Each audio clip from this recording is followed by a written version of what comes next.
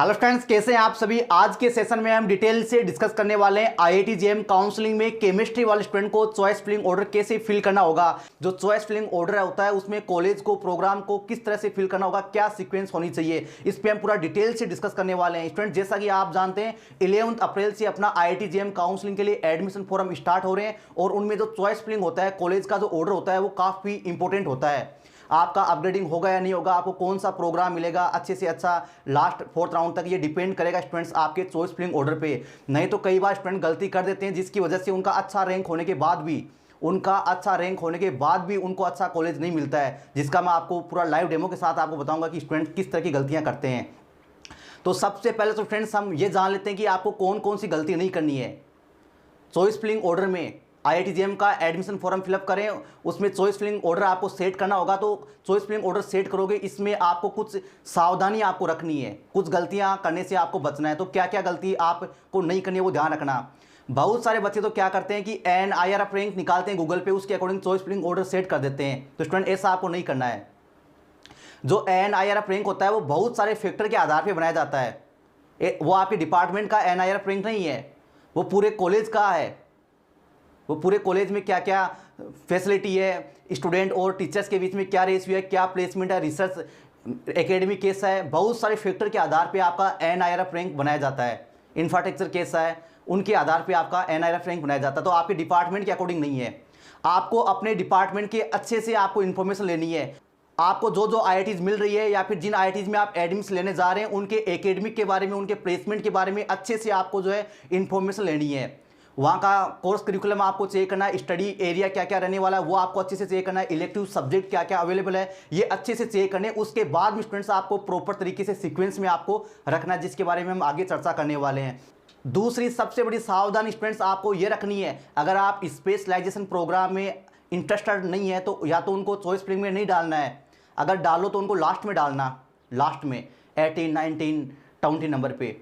अगर आप बीच में डाल दोगे, अगर वही प्रोग्राम आपको मिल जाएगा, उसके बाद में अगर आपका अपग्रेडिंग नहीं होगा तो आपका पूरा साल खराब हो जाएगा। पिछले बार भी बहुत सारे बच्चों ने ऐसी गलती कर दी थी, मतलब अच्छी रैंक होने के बाद भी उनको अच्छा कॉलेज नहीं मिल पाया क्योंकि उन्होंने चॉइस फिलिंग ऑर्डर क्या कर दिया, गलत फिल कर दिया। एक बच्चे ने पिछली बार जम्मू को बहुत सारे टॉप IITs रखे, उसके बाद में जम्मू डाल दिया, तो उसको जम्मू तो मिल गया सेकेंड राउंड में, उसके बाद में टॉप IIT थी मद्रास वगैरह वो मिली नहीं।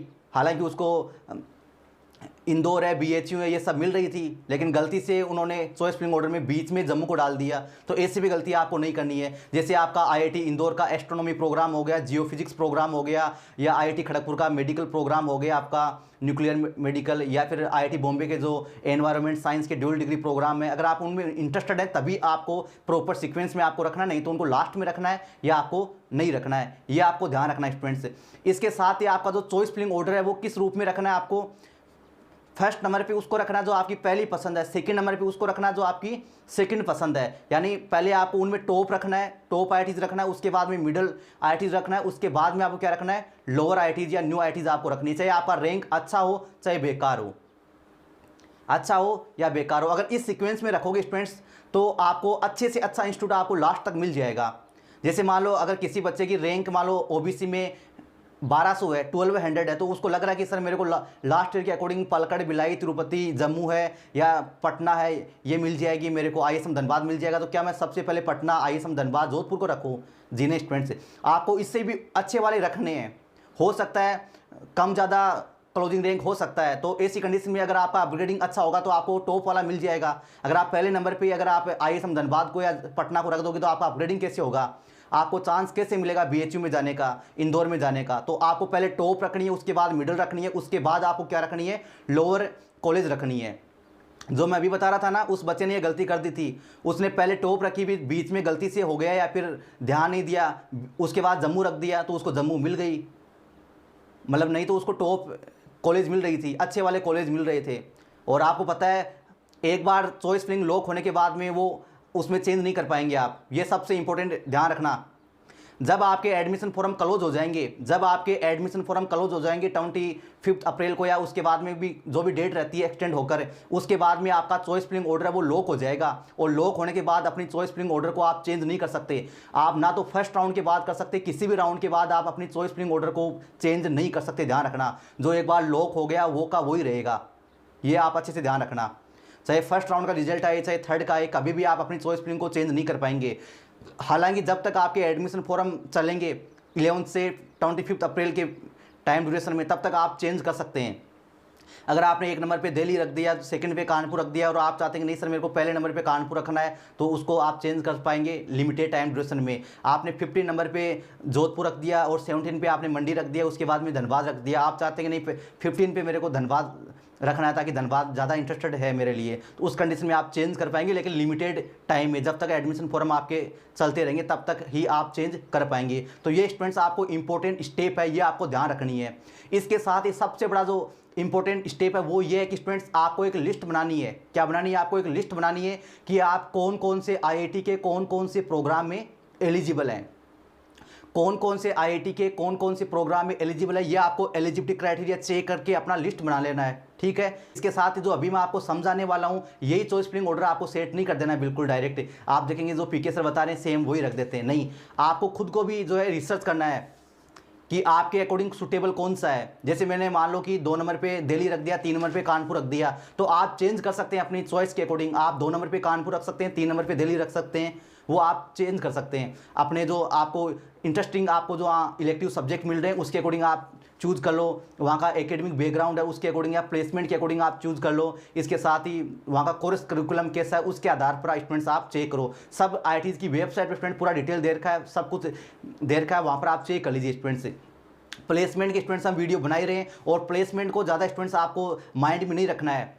आज से 5 साल पहले स्टूडेंट बिल्कुल न के बराबर प्लेसमेंट था एमएससी में, लेकिन तब भी मैं बोल रहा था कि आने वाले टाइम में एमएससी वाले स्टूडेंट का काफ़ी ज़्यादा डिमांड होगा, बहुत बड़ा स्कोप होगा स्टूडेंट्स से। क्योंकि मुझे पता था कि जो बीटेक वाले स्टूडेंट को कोचिंग इंस्टीट्यूट हायर करते हैं तो उनको ज़्यादा बड़ा पैकेज देना होता है, लेकिन एमएससी वाले बच्चों को 10 से 15 लाख में आसानी से हायर कर लेते हैं। और ये सच होता हुआ आप देख भी पा रहे होंगे। बहुत अच्छा प्लेसमेंट अभी लगभग सभी आईआईटीज में चल रहा है। तो ऐसा नहीं है कि आईआईटी कानपुर में इस बार 0 प्लेसमेंट हुआ है या फिर आईआईटी मद्रास में 2-3 प्लेसमेंट हुए या फिर आईआईटी खड़गपुर में कम प्लेसमेंट हुआ है तो उनमें एडमिशन नहीं लेना चाहिए। आने वाले 2-3 साल में स्टूडेंट्स लगभग सब में 99% जो है प्लेसमेंट रहेगा। जो बच्चे प्लेसमेंट पार्टिसिपेट करेंगे लगभग सभी का प्लेसमेंट अच्छा रहेगा। अच्छा रेस स्टूडेंट्स आपको आने वाले 2 साल में देखने को मिलेगा। प्लेसमेंट को ज़्यादा माइंड में नहीं रखना है। हालांकि बाय द वे नहीं भी आपका कैंपस प्लेसमेंट नहीं होता है, अगर आपका कैंपस प्लेसमेंट नहीं भी होता तो स्टूडेंट्स आपको टेंशन लेने की जरूरत नहीं है। आउट कैंपस आपको अच्छा जॉब मिल जाता है, बहुत सारे स्टूडेंट्स आउट कैंपस भी जॉब लेते हैं, तो ये सावधानी आपको रखनी है। तो स्टूडेंट्स जैसा कि हमने एक लिस्ट बनाया जिसमें आप देख पा रहे होंगे टॉप आईआईटीज़ को हमने रखा है एकेडमिक के अकॉर्डिंग, स्टूडेंट की रिव्यू के अकॉर्डिंग और प्लेसमेंट के अकॉर्डिंग। हालांकि वो आपको माइंड में नहीं रखना कि इस बार आईआईटी कानपुर का 0 प्लेसमेंट क्यों हुआ है। तो फ्रेंड्स जैसा कि स्क्रीन पे आप देख पा रहे हैं, हमने सबसे पहले 1 नंबर पे रखा है किसको, आईआईटी बॉम्बे को रखा है, और सेकंड नंबर पे हमने रखा है आईआईटी दिल्ली को, और थर्ड नंबर पे हमने रखा है आईआईटी कानपुर को।